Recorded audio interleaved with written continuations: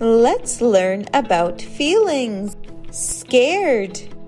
When we feel scared, we are worried that something bad will happen. I'm afraid of the dark. I feel scared. Nervous. Sometimes when we feel nervous, we get butterflies in our stomach. It is the first day of school.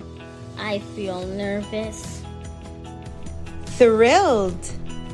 This is similar to feeling excited. I can't wait to go swimming this weekend. I am so thrilled.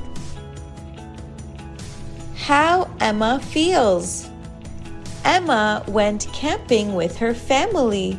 She loves spending time with her family and being outdoors. She was very afraid of mice. A mouse! I feel scared. It was Emma's first day at school.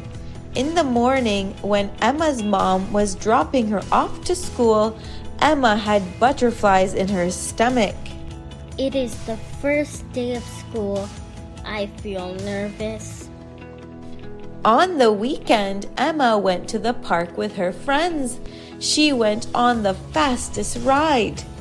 A roller coaster. I feel thrilled. The end.